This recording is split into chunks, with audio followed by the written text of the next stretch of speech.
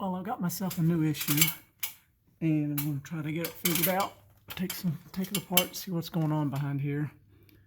You can see these screws are lost out and gone. This is on my slide on my 38J Winnebago, and this is getting loose. In fact, you can see where it's been beating and banging for a while because it's made an indentation.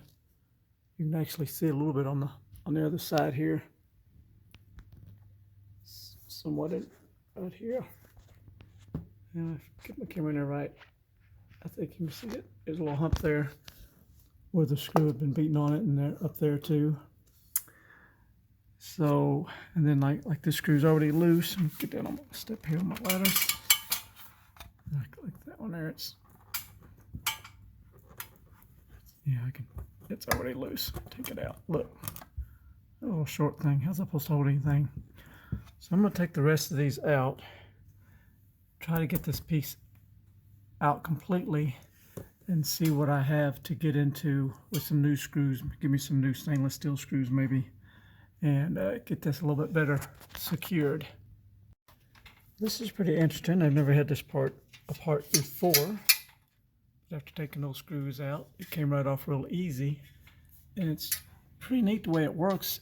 You can see how this part right here, that actually is what pinches the rubber slide. You sit this down here and I'll show you. Okay, yeah, these little rubber seals, I should say. And when you take this little piece of metal off, this just comes right out real easy. So if you needed to change these, that'd be real simple to do. You can see how it fits in behind this little groove. There's a better shot of it.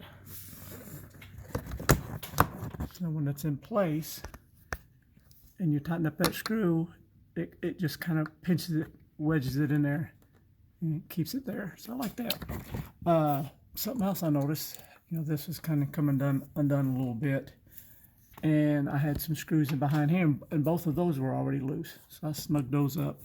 So I'll probably peel this down and check the rest of them, make sure they're good and snug.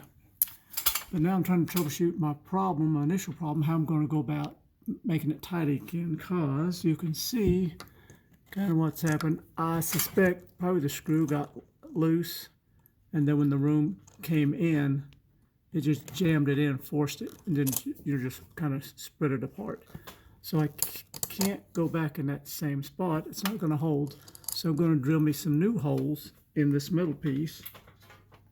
So I'll probably go another one higher, another one lower, and so that way I can insert the screw in the metal here that's not been flared out. Of course, then I'm gonna have to try to add that to my maintenance routine. Kind of keep an eye on those things, make sure they stay tight. I'm gonna go around the rest of the rooms and make sure they're all snug.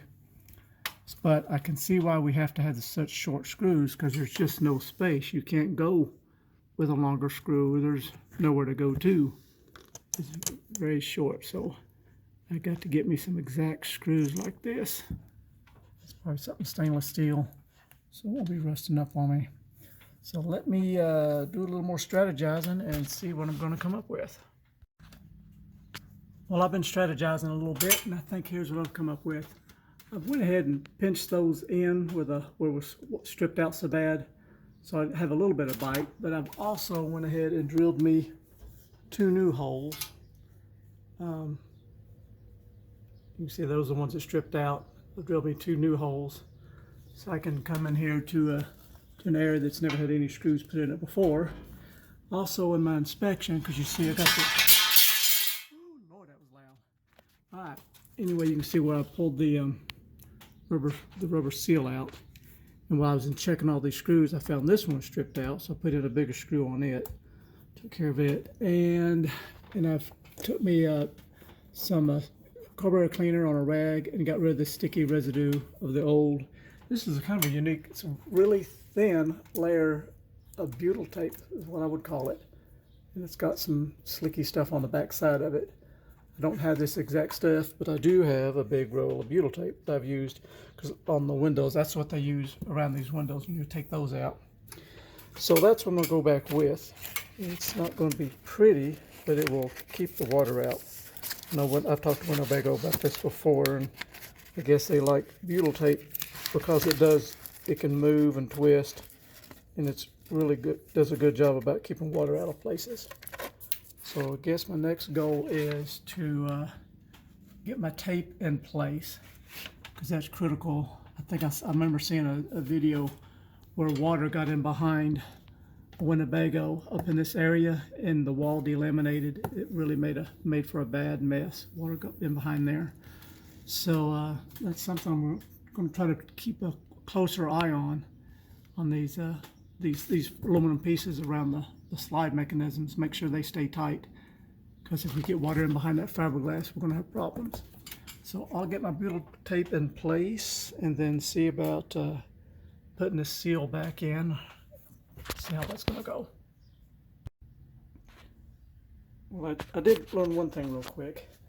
Don't try to stick it on there first, because it ain't going to work. That fiberglass is so slick and this stuff's kind of heavy. So I've pressed it good and snug onto my trim piece first, and then I'll peel this back.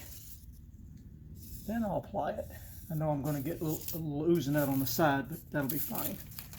So that's what we'll work on next. Okay, well, there's not going to be no way I can video this actual part, putting this up in here, because it's going to take 3 hands and I've only got 2. But you can see the idea of what I've got done here. But my tricky part is I got to get this stuck in between this rubber piece and then ease it in. And it's falling on me.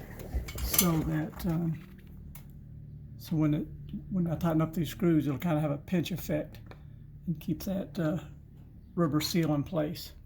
So that's what I'm going to fight with, and I'll see how that turns out.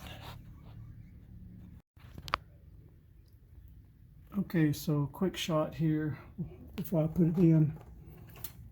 So kind of you can see I've already got the aluminum put into the rubber seal before I go pushing it into the sidewall.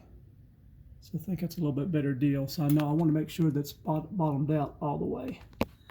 Alrighty. Okay, I'm doing a close-up shot here because I want to make sure I'm in the lower hole, and you can see my old threads. So I wanted to make sure I'm lined up before I put that first screw in. So I'll put that first screw in, and then I'll work my way on up the rail. There we go. But that worked really smooth. Come on, get my camera to focus. Sorry about that. Had it zoomed in. But it worked out a whole lot better by putting the rubber strip onto the rail first and then just leaning it into it. And I'll put my screws in there, and I imagine that this butyl tape will probably ooze out just a little bit. We'll see how it does. So all is done. Everything's nice and tight now. You can see just a little bit of the butyl tape in behind there. I'm going to keep an eye on it, because over time it might squeeze out a little bit with the pressure on it. I'll come back and add a little more torque to the screws, because you can see how it's squeezing out there just a little bit. Which that's good, because that's going to keep the water out. And you see I've got all my screws up in there. So hopefully this project is over with, but I'll keep an eye on it. And maybe you should keep an eye on yours too. Make sure your screws are snug. Definitely want to keep the water out of the slides or out of the behind the wall, so we don't have any delamination. Wasn't so bad, pretty easy fix, but kind of interesting to know now how this rubber comes out. Fairly easy if you have one torn and need to replace it. It's really not that big a deal to pull it out, except you may have to I would probably put in some fresh butyl tape if you do. Thanks for watching. Have a super day.